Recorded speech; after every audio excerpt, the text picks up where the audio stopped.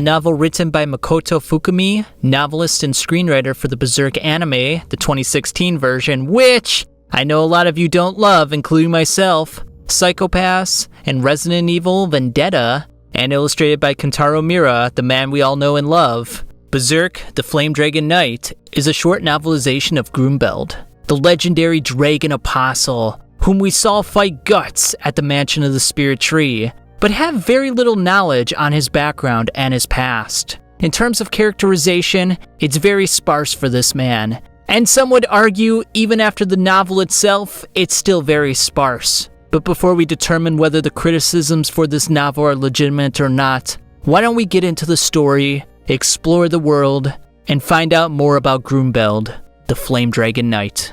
A woman's hands, feet, and head were cut off in the city of Norcapity and put on display.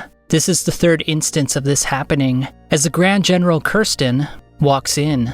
The General notes that all three instances involved beautiful women, and that the General would pick a knight to head up the investigation. The Grand Duchy of Grant is an island nation that endures much hostility from the Tudor army. Grunbeld serves as the commander of the preeminent defensive structure in Grant, the Fire Dragon's lair. Both of Grunbeld's parents were killed, with his mother dying at the hands of the Tudor army 14 years ago. 14 years prior, Grunbeld is ostracized by other boys, who proceed to beat him up and leave his body in the forest, thinking he might be dead. A young girl, Benedicti, approaches Grunbeld with her wolf. However, she's cautious at first, thinking he's a fire dragon with his red hair. Nevertheless, Benedicti and her wolf help Grunbeld to a hot spring, which helps him heal his wounds and rejuvenate his body. Benedicti reveals that she's blind, and is adamant in asserting that Grunbeld's a dragon, since she can see people's hearts and the flow of energy. Grunbeld responds, "If I were a fire dragon, I'd burn down everything." Benedicti remains steadfast that Grunbeld will become a powerful dragon one day. After healing, Grunbeld leaves the forest, with Benedicti and the wolf disappearing as if they never existed. The Tudor army makes landfall on the island, surging into Grunbeld's home. The Tudor soldiers mutilate Grunbeld by cutting off his testicles. They then rape his mother in front of him, proceeding to torture her and execute her. Grunbeld is then placed in a prison in the newly controlled Tudor town of Chester. Men were killed, women were raped, and the children were placed in the prison, moaning and crying ceaselessly. Two slightly older children, Edvard, a boy, and Sigurd, a girl, are placed in charge of looking after Grunbeld. Conversion education begins inside the Tudor prison, forcing the children to praise the Emperor of Tudor. Abacasis oversees the conversion education, wringing the neck of an insubordinate child. "Rebellious students who do not appear to have any talent will have to die." Grunbeld wishes to enact revenge, but Edvard assuages him for the time being. During dinner, Abacasis flaunts some chicken meat in front of the starving Grunbeld. However, Grunbeld replies bluntly with, "It's pig slop." Abacasis entices him to repeat his words, "It's pig slop." "Very well, but pride won't fill a stomach. I look forward to seeing how long you can maintain that attitude." Children are tortured and killed if they show any signs of weakness under the foot of the Tudor army. Several consider submitting to their oppressors, but Grunbeld presents a different opinion. A coward's dishonor becomes his hardship after death. Grunbeld is paired with Edvard during their training, and the red-haired boy takes note of his companion's skill. He also respects Sigurd's technique and balance. Abacasis, hearing reports of what Grunbeld said about a coward's dishonor, summons Grunbeld to fight the captain who raped and killed his mother. "If you lose, you'll convert to Tudor." "Fine," replies Grunbeld. The battle begins with wooden swords. Everyone is impressed with Grunbeld's skill, especially when he cracks his sword on the captain's forehead. The red-haired boy then took his broken sword, rams it through the captain's mouth, and through the back of his head. And with this, Grunbeld officially avenged his mother's death, as the children cheer him on. Silence encompasses the entire camp, until the sound of applause erupts from Abacasis' hands. "Magnificent, Grunbeld. You should use the strength for the good of Tudor." While Abacasis was impressed by Grunbeld's display, punishment must be doled out to set an example for the other prisoners. Instead of punishing Grunbeld, however, Abacus grabs Sigurd from her hair, dragging her as she screams in agony. "I swear I'll kill you, Abacus," screams a bloodthirsty Edvard. Sigurd returns the next morning, bleeding from the crotch, bruises around her eyes, and burn marks on her back. 4 years go by, with Edvard wondering why a royal exchange hasn't occurred with his family to save him from bondage. Abacus realizes Grunbeld is too strong in physicality and willpower. He thusly has him face a 600-pound Kushan tiger. Sigurd and Edvard are permitted to help. However, Edvard requests 1 night to generate a plan. Abacus grants this request. The next night, the 3 arrive in the arena with wooden swords. Abacus has a warhammer situated next to the tiger's cage, giving them a slight chance of killing the beast. However, the weapon itself is too large for any one individual to wield. The tiger is released. Grunbeld goes up against the wall, and Sigurd jumps on his shoulders to knock down a torch. Grunbeld grabs the torch basket as a weapon, with Edvard and Sigurd holding torches to keep the tiger at bay. Grunbeld blocks the tiger's attack, but the torch basket breaks in half in the process. The tiger slashes Edvard in the face. Grunbeld responds by nicking the tiger's neck. The tiger then sends Grunbeld flying. With no other options, Grunbeld goes to the warhammer, strains to lift it up. It's all right. I can lift it. I'm a dragon. With incredible strength, Grunbeld raises the hammer to the shock of the Tudor army and smashes the tiger's head, splattering blood, eyeballs, and bone everywhere. None so pleased with this outcome, Abacus says, "Enough already. Shoot them dead." Just then, General Kirsten and the Grant forces come charging in with arrows. Abacus, henceforth, flees the fort and reunites with the Tudor navy. Lying in the tiger's blood, Grunbeld finds a small, egg-shaped stone.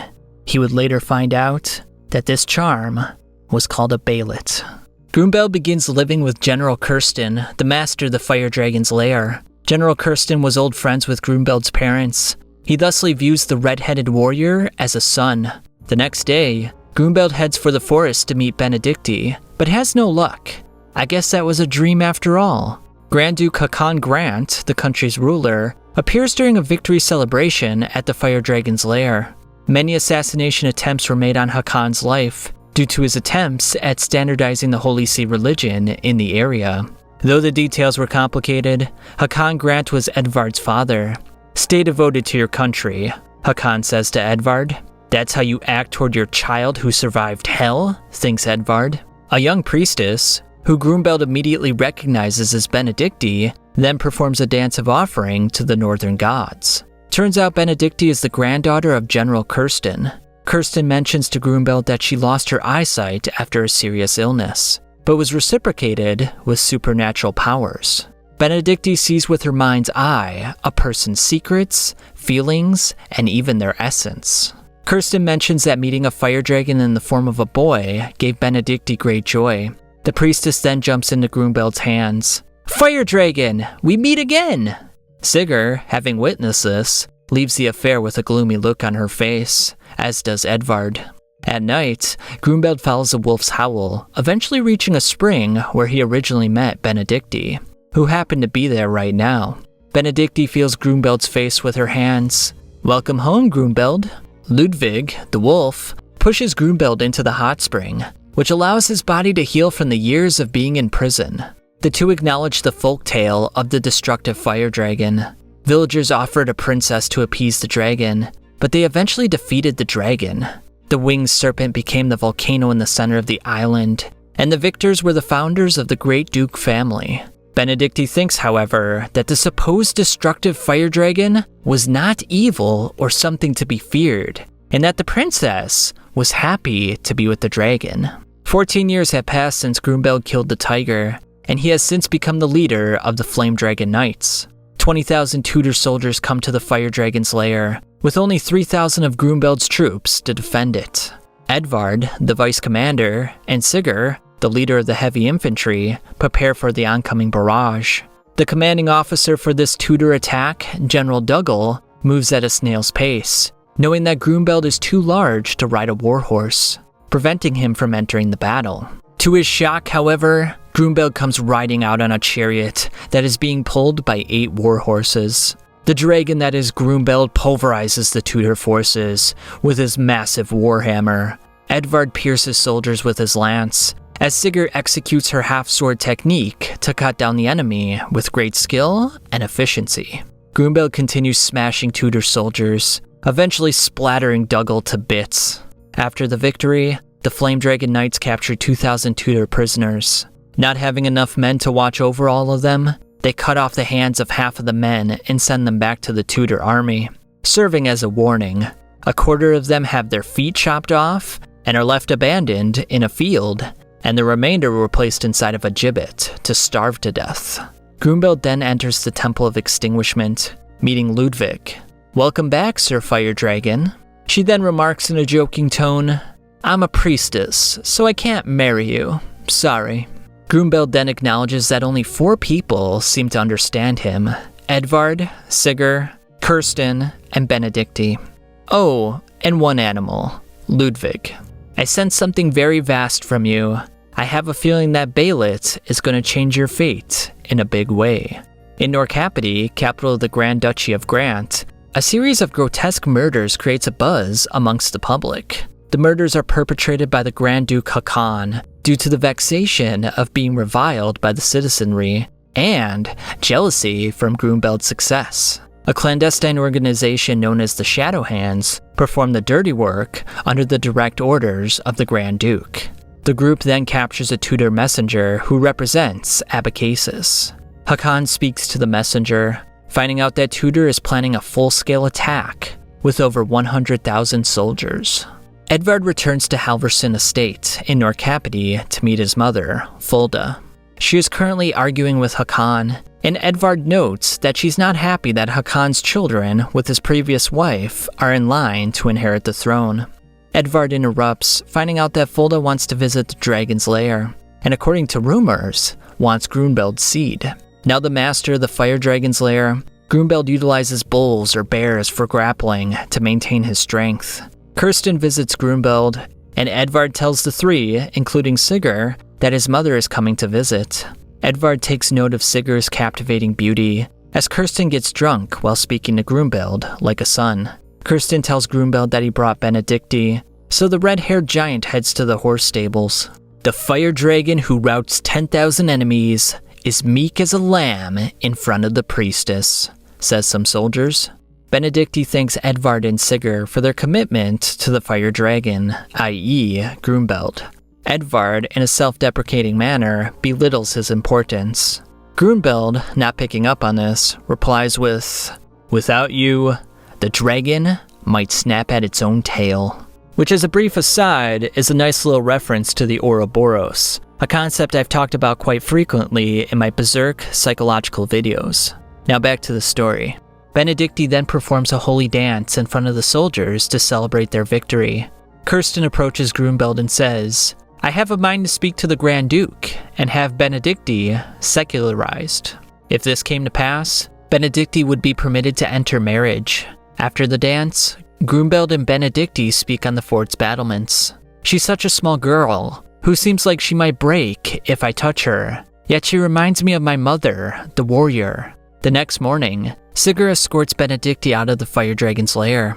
Sigurd returns to Grunbeld, and Benedicti notes that she's emanating a pink hue, indicating love for the fire dragon.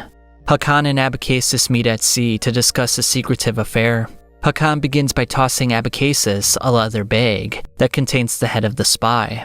Unfazed by this, Abbacasis says that if the Duke hands over Grunbeld and the people of his land, he'll be reciprocated with a great fortune, and House Grant will be added to the Tudor imperial family. After the meeting, Håkon mentally decides to accept the offer. He summons the Shadow Hands and decides to utilize his son, Edvard, to create a rift within the Grunbeld faction. Fulda visits the fire dragon's lair. A messenger sent by Håkon tells Grunbeld that the Grand Duke is bestowing Fulda upon him as a wife, and that a marriage partner is being prepared for Sigurd. Edvard contemplates the reason for this bestowal, coming to the conclusion that Håkon has chosen Grunbeld as his successor. This precipitates anger and resentment in the vice commander. Afterwards, Grunbeld, Edvard, Sigurd, and Kirsten meet with Hakan. What in the world are you thinking? Could it be that you intend to make Grunbeld our ruler? Hakan provokes Edvard further through disrespectful comments. Assassins attempt to kill Benedicti within the castle walls. Sigurd takes the 5 down, successfully defending the priestess. The two then have a heartfelt moment, in which they admire each other's talents. A scantily clad Fulda enters Grunbeld's room, removing her clothing as she talks. Wait a minute, you're Edvard's mother. After removing her clothing, she does the same for Grunbeld. The seduction is working like a charm, as Fulda mentally notes that she is the author of the assassination attempt on Benedicti. After the deed is done, Edvard sees Grunbeld leave the room. He then enters in to see his mother completely naked. Enraged beyond belief that his mother is a whore, Edvard queries, "Do you know what I went through, thanks to Tudor?" "Well, and with my close friend of all people? Why?" The anger boils over to the point that Edvard chokes his mother to death, but regret immediately sets in. "Oh, what in the hell have I... Grunbeld, Sigurd, Sigurd tells Grunbeld about the assassination attempt on Benedicti. Grunbeld aims to check up on the priestess, but Edvard blocks his path. "Grunbeld, it appears my mother went to your room. Did you sleep with my mother?" "Don't be ridiculous. I need to hurry." Edvard questions Sigurd about her marriage. He then proposes that she run away with him, but she declines his request. Upon Sigurd leaving, Edvard says, "There's nothing now. I have nothing." The Shadow Hands escort Edvard to Hakon's hidden room. "You actually killed your mother with your own hands. Now Grunbeld's path to the throne has been cut off." Edvard dances within the palm of his father's hand, all thanks to the intel gathered from the Shadow Hands. For whatever reason, the more someone is driven into a corner, the more easily they give up thinking for themselves. For the first time in his life, Hakon embraces his son. "You killed your mother, so you're the one of royal caliber. Conquer the Fire Dragon's lair and become my successor, son." Grunbeld picks up Benedicti, taking her to the Temple of Extinguishment. The time to divine your future has come. Benedicti enters a trance at the temple, reading the flow of causality. Grunbeld's future, a fierce battle, a dramatic transformation, the Behelit's howl, and in the center of it all, something white. It was... Benedicti faints, saying she saw a real dragon and Edvard's dark fire. Sigurd informs Grunbeld about a rescue mission. The red-headed warrior tells Sigurd to stay with Benedicti, since her life may still be in danger. After Grunbeld takes his leave, the Temple of Extinguishment is raided by the Shadow Hands. Amongst the assassins is Edvard, as a clandestine group rapes and torments the various priestesses in the temple. This is rather fun in its own way. The leader of the Shadow Hands takes on Sigurd one-on-one. After breaking her blade, he prepares for the finishing blow. "Don't kill her," says a voice. Edvard says they can use the hostage against Grunbeld. Sigurd wonders if Edvard has betrayed them. "Turns out, I'm royalty after all, since that means my family's blood is rotten like sewage. I'm to become the ruler of this island. It's been decided. There is no other path left for me now." Sigurd is dismayed by Edvard's change of face, looking away at what he's become. Thanks to the intrusion of Ludwig, Benedicti and Sigurd manage to escape. However, a volley of arrows come their way. Grunbeld begins his rescue mission for the nobleman diplomat, but is met by 20,000 Tudor soldiers, led by Abbacasis. Crossbows, fire! To avoid the barrage of arrows, Grunbeld instructs his troops to charge forward. The fire dragon engages the Tudor forces, spraying their blood and entrails in every direction. Grunbeld's body was stained dark red, as he personally eliminates 10 Tudor soldiers for each one of his own that was lost in battle. Abbacasis! Grunbeld rushes next to Abbacasis, shattering his elbow. The leader flees in fear, as the Tudor army's resolve disintegrates. Unfortunately, the chaos of the situation prevents Grunbeld from killing Abbacasis, so he heads back to the Fire Dragon's lair. On his chariot, he comes across a fallen Sigurd and Benedicti. With arrows in her back, Sigurd says, "I failed to protect Lady Benedicti." Ludwig is dead, and Grunbeld grabs Benedicti. Edvard betrayed us. He's been scorched black by the flames of jealousy and rage. Edvard appears on his horse amongst Hakon's soldiers, saying he took the fire dragon's lair. Edvard then displays General Kirsten's severed head. Edvard tells Grunbeld he committed matricide, as the 10,000 troops under him prepare to fire their arrows. Abacus's troops appear to the rear of Grunbeld, surrounding him completely. Damage begins to take its toll on the fire dragon, but he continues clobbering enemy soldiers in hopes of engaging Edvard. Unfortunately, Edvard laid a trap that Grunbeld fell into. With his command, Edvard's men shoot a cannonball at the fire dragon that hits him in his shield. 6 more cannonballs are fired, yet Grunbeld manages to hang on whilst protecting Benedicti. There's no doubt about it. You were a hero. I'm going to send both you and your sister to the heavens. Edvard charges in, ramming his lance through Grunbeld's chest. Grunbeld blames Edvard for killing Sigurd. Sigurd isn't dead yet. Maybe I can have sex with her one more time before she goes. The Tudor flag is raised atop the fire dragon's lair. Though Edvard has defeated Grunbeld, he cannot forgive Abacus for what he has done. With his body broken, Grunbeld can do nothing to exact his revenge. Just then, Benedicti regains consciousness. Go on living, my fire dragon. Make us your sustenance. Search for the Hawk of Light. That is your destiny. The facial features on the Behelit move to their proper location, as the small fetish lets out an otherworldly scream. In the next instant, Grunbeld is trapped in a place with giant serpents that are intertwined and infinite. We 4 are the God Hand. It is time to perform the invocation of doom. Grunbeld is told by the 4 God Hand members to make a sacrifice to cut his ties with humanity. Void Leslie points at Benedicti and Sigurd. Sacrifice both of them? If you are reborn and join the Hawk's battle, hellfire awaits. Endless conflict worthy of a fire dragon. I offer them for sacrifice. I am a dragon. Grunbeld is swallowed by a dark cloud, as a brand-like wound seeps blood on Edvard's cheek. An identical brand forms on Sigurd's abdomen and on Benedicti's left breast. The dark cloud begets a flame-breathing dragon with crystalline scales. Grunbeld bites down on Edvard's lower body, splattering organs as his upper body rotates in the air. Edvard's consciousness fades away, with Grunbeld shredding through the Tudor army like they were paper. Benedicti and Sigurd, I won't ask for you to forgive me. I love you. If you are doomed to fall into the hands of the enemy anyway, I will devour you. Benedicti and Sigurd embrace each other in their final moments, vanishing within the hellfire. Grunbeld continues his rampage, expelling a hellfire of dragon breath, burning Tudor soldiers to a crisp. A dragon! A goddamn dragon! Finally catching up to Abacus, the towering dragon that is Grunbeld meticulously tears the general apart limb by limb, inflicting as much pain as humanly possible. Flames then engulf Abacus. It is said that of all pains that humans can feel, the most intense is death by fire.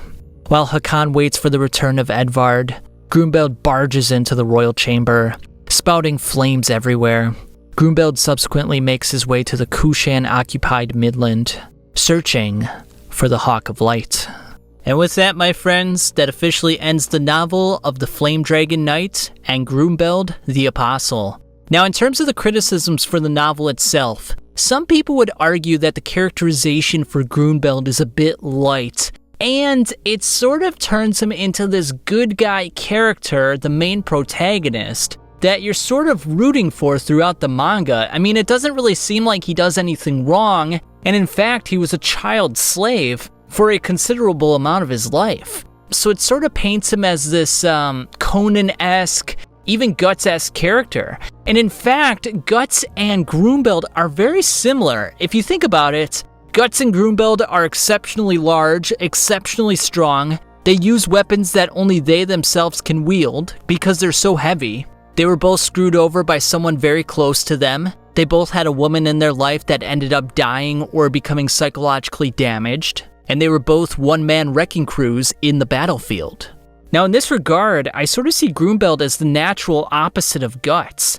they sort of paint him in the same light. He almost emulates Guts in every regard. However, instead of Guts getting screwed over by the eclipse, Grunbeld had a Behelit of his own and was able to exact revenge on everyone that betrayed him, everyone that tortured him physically and psychologically. Whereas Guts had to go on a multi-year mission to chase down Griffith and to find a way in which he could recover Casca's memories. It's almost like they followed a very similar path going up to the eclipse, but then it diverged at that point. So I think in that way, they're almost mere reflections of each other. It's sort of a hypothetical scenario of what could have became of Guts if he had a Behelit in his possession. Now, of course, Guts has received more characterization as opposed to Grunbeld. However, in some regards, they're both very brooding, very standoffish, don't reveal a lot of information about themselves, and with only 200 pages long, the novel really couldn't get too nitty-gritty into like who he was. And I feel like enough was there where it served its purpose. You didn't really need to know anything more than what they presented. Now, the second criticism is in terms of gratuity. And now for a Berserk manga, this is kind of strange for me because that's what Berserk is all about. Rape, death, blood spurting everywhere, body parts, organs, all just mixing together. Now, I read one review that said that the gratuity was more so just used for shock value, and it didn't really add to the characterization, and it wasn't very artful or useful in terms of building the world. It was just more so there for the gore and the blood to send a chill down your spine. And I guess I can understand that in a sense. However, in terms of like slavery and bondage and that sort of thing, considering that Grunbeld was a child slave, as well as Sigurd and Edvard, this was actually pretty tame by comparison. And in history, abhorrence doesn't have to have a reason. People just do it for the sake of doing it, you know, teaching the other side a lesson, sending a message. And that's what it was really all about. You know, the one part where Grunbeld captured the slaves from the Tudor army and they chopped off the hands of half of them, chopped off the feet of a quarter of them and let them die in a field, and then they put the other quarter inside of a gibbet and let them starve to death. That was very historically accurate. I mean, that's what you would expect from that time period. And it was very reminiscent of the Conviction arc and some of the atrocities we saw with Mosgus. And to say those events of torture with Mosgus and his henchmen added to like the characterization is just blatantly false. It didn't. It added to Farnese's fear, and it kind of showed how weak of a person she was and how her resolve was wavering for the Holy See. And in fact, a lot of the torture was reminiscent of what happened during the Inquisition by the Catholic Church, which is what the Conviction arc is based off of. So I think in terms of the criticism on gratuity, that one doesn't really hold up in my regard. And then the last criticism is in terms of the writing style and some of the grammatical oversights. And in this regard, I can't really defend the author. I mean, there were times in the manga where I would see a spelling mistake or the wording was a little bit off. It didn't really make much sense. Like, you could figure it out, but you kind of had to look at it a few times. You had to know the context of the situation, and you'd be like, okay, I know what he was getting at here. However, it didn't really make sense in the way he wrote it. Now, it could be due to translation errors, or it could be due to the fact that he didn't submit it to an editor, or he didn't reread what he wrote and try to clean up some of those errors. So that was kind of a letdown. However, this was a light novel that I thoroughly enjoyed. I feel like it's a good addition to the Berserk pantheon. It added a lot of new details to Grunbeld's story.